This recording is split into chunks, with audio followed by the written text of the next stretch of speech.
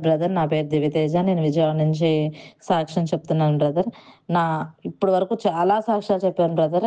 నిజంగా దేవుడు నా విషయంలో ఎప్పటికప్పుడు నాకు మేలు చేస్తానే ఉన్నాడు బ్రదర్. నిజంగా దేవుడికి నేను ఎన్ని స్తుతులు చెప్పుకున్నా బ్రదర్, ఎంత ఘనపరిచినా తక్కువే బ్రదర్ నేను. నాకు చాలా విషయాల్లో దేవుడు సహాయం చేశాడు. నాకు ఏమీ తెలియనప్పుడు నేను ప్రార్థన చేసుకుంటున్నాను, ఏం చేద్దాం అనుకున్నప్పుడు ఫస్ట్ నా బ్రదర్ నాకు 2023లో ఆగస్ట్‌లో నాకు మీరు పరిచయమయ్యారు బ్రదర్ యూట్యూబ్ ద్వారా. ఒక ఫ్యామిలీ అంతా కూర్చొని ప్రార్థన చేస్తుంటే తెల్లారిపాటకి అప్పు తీరిపోయింది. 50,00,000 అప్పని.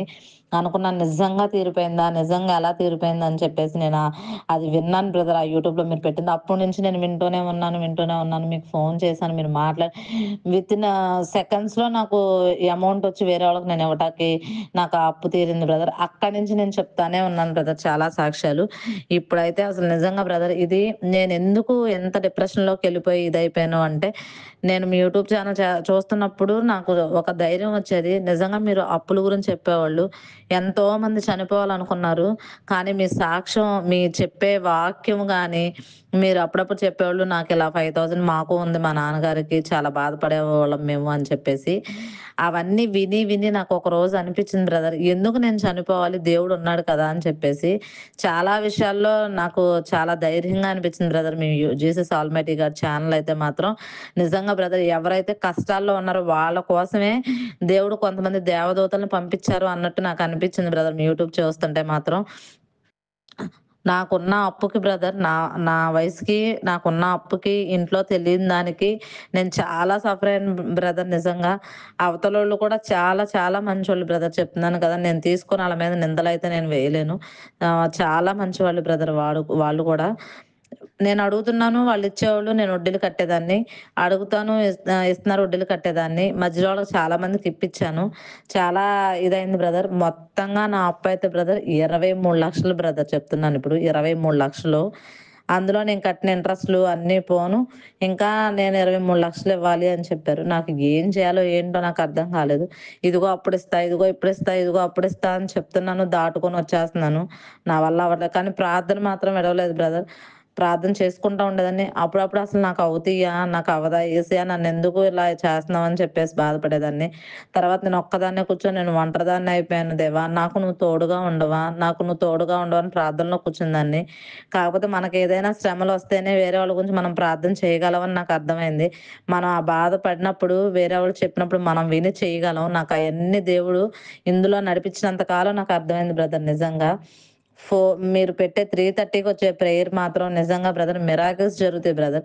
ఎవ్వరు ప్రేయర్ ఆపకుండా నిజంగా ఎవరైతే వస్తారో వాళ్ళకి ఏ సమస్యలున్నా తీరిపోతాయి బ్రదర్. దేవుడి మార్గంలో ఎలా నడవాలో మీరు చెప్తున్నారు.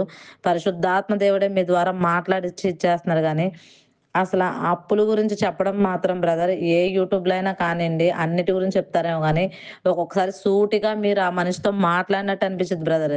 పరిశుద్ధాత్మ దేవుడు అలా మాట్లాడిస్తున్నాడు నిజంగా. మీకెందుకు అప్పులు మీవా? మీవి కాదు దేవుడివి.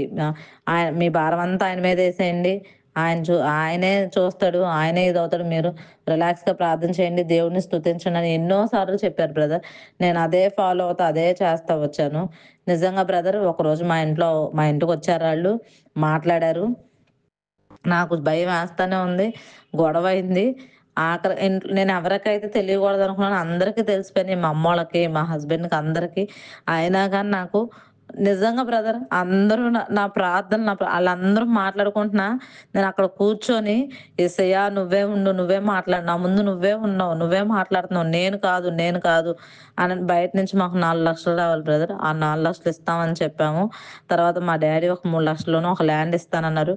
ఆళ్ళేం అనలేదు బ్రదర్. సైలెంట్‌గానే ఎళ్ళిపోయారు. నిజంగా బ్రదర్ నాకెలా తీరిపోయిందో అప్పు నాకు తెలీదు బ్రదర్. దేవుడు నాకు చెప్తానే ఉన్నాడు.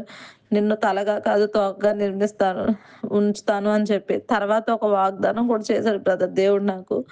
న్యూ ఇయర్‌లో నువ్వు మునుపటి కంటే అధికమైన సంతోషంతో ఉంటావు అని చెప్పేసి.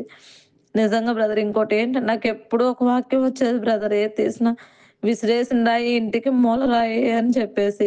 నిజంగా దాంతో నేను ప్రార్థన చేసుకున్నానండి. ఎందుకంటే నాకు తెలుసు బ్రదర్ నేనెంత సఫర్ అయ్యాను. దీంతో ఎంత బాధపడ్డానన్నది నాకే తెలుసు బ్రదర్. నిజంగా చెప్తున్నాను. ఎవ్వరికి పనికిరానా యేసయ్యా! నేనొక ఫ్రాడ్‌లాగా మిగిలిపోయానా? ఏంటి నాకు రోజు గడుస్తుంటే భయమేసేది. ఇదిగో అప్పుడిస్తా, ఇదిగో ఇప్పుడు నా దగ్గర లేవు. కానీ ఎలా ఇవ్వాలి నాకర్థం కాక అలా చెప్పాను. ఈరోజు చనిపోదాం, ఈరోజు చనిపోదాం, ఈరోజు చనిపోదాం అనుకునేదాన్ని. ఆఖ ఆఖరికి నా వల్ల కాక లైజాల్ తాగి ఇంట్లో నుంచి ఎళ్ళిపోయాను. నా ఒక సండే ఎళ్ళిపోయి ఫోన్ స్విచ్ ఆఫ్ చేశాను. తెలిసినోళ్ళింటికి ఎళ్ళాను బ్రదర్, నేనెక్కడికెళ్ళలేదు. నాకెందుకో ఉండి ఉండి అప్పటికి టైం 11:40 అయిపోయింది నైటు. నా వల్ల కాక నా పిల్లలు గుర్తొచ్చి ఒకసారి మాట్లాడి ఫోన్ ఆన్ చేస్తే మా హస్బెండ్ మెసేజ్ పెట్టి నేనేం అన్నమ్మా రా ఇంటికి అనేసి. తర్వాత మా అమ్మ, మా నాన్న ఈళ్ళందరూ ఫోన్లు చేశారు బ్రదర్.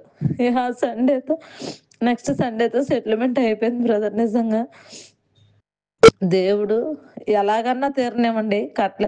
అది ఎలా తీరినా సరే బ్రదర్, దేవుడు నాకు గాయం లేకుండా, బాధ లేకుండా చేశాడు. నేను ఈ సంవత్సరం ఈ నెల బతుకుంటానా? ఈ నెల బతుకుంటానా? ఈ రోజు బతుకుంటానా? అనే దినదిన గండంగా బతికేదాన్ని బ్రదర్ నేను.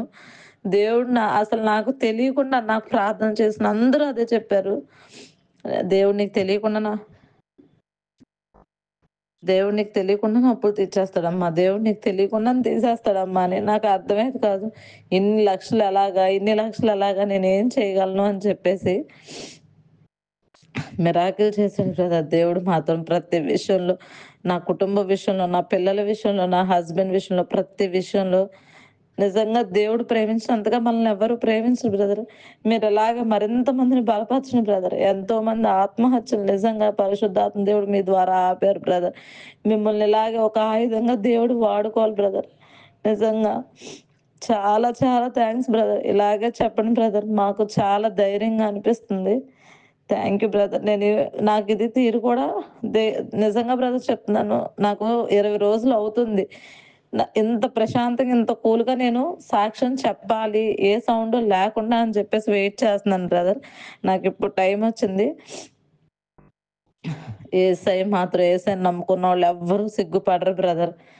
ఆయన పిల్లల్ని ఆయన వదులుకోడు బ్రదర్. నిజంగా చెప్తున్నాను. మీరిలాగే మరింత మందిని బలపరచండి.